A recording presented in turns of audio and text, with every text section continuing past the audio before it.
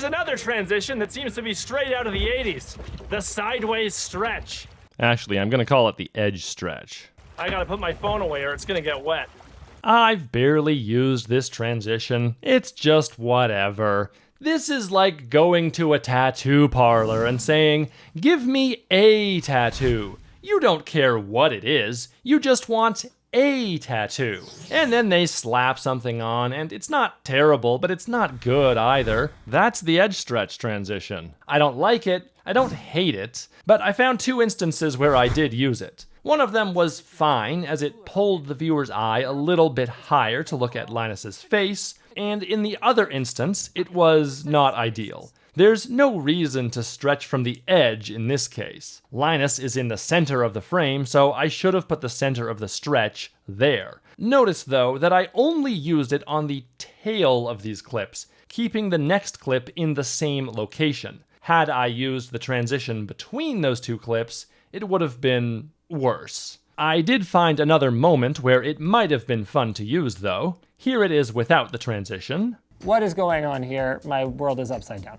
You can see the backplate. And here it is with a stretch transition added. What is going on here? My world is upside down.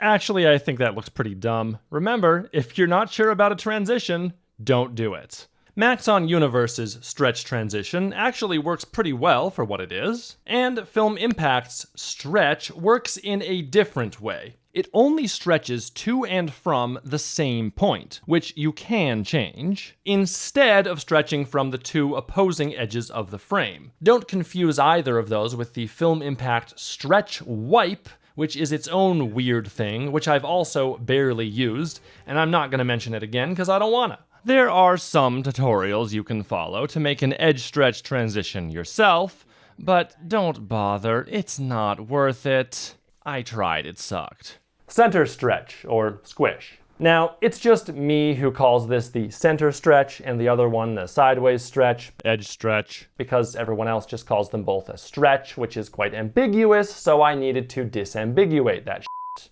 I've definitely used the center stretch transition more often than the edge stretch. It reminds me of mist dissipating into nothing, particularly when this transition includes a blur. If it doesn't, it'll probably look worse? It depends. I know, it all depends, right? Here, I used it to get rid of these logos spinning around Alex. I did that with this transition rather than doing anything more inside of After Effects because I was being lazy, and it actually worked great. And the reversed whoosh sound effect also worked well. Here, I used it to go from one scene to another. In this case, from talking about my office renovations to talking about putting art up on the walls. Yes, this part was Nebula exclusive. Notice that I used 2 whoosh sound effects, one for the initial stretch and another for the unstretch. All right, let's get to the art already.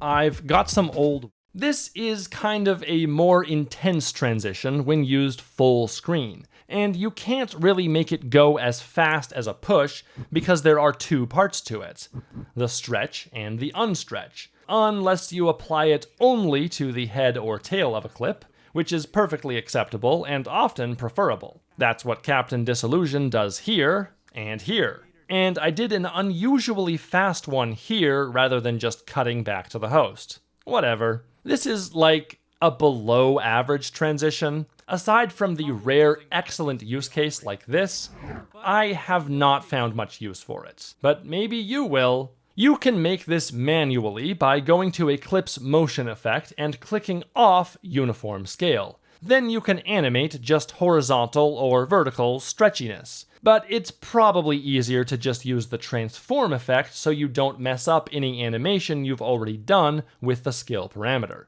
If you want to add motion blur, don't use the directional blur effect, since it affects the whole frame equally. Instead, increase the transform effect's shutter angle parameter. You just watched one chapter from a longer transitions tutorial, which you can also watch right now for free from the link below, or just click this little thingy on screen right now. The tutorial covers nearly every useful transition and every transitions vendor. I'll see you there.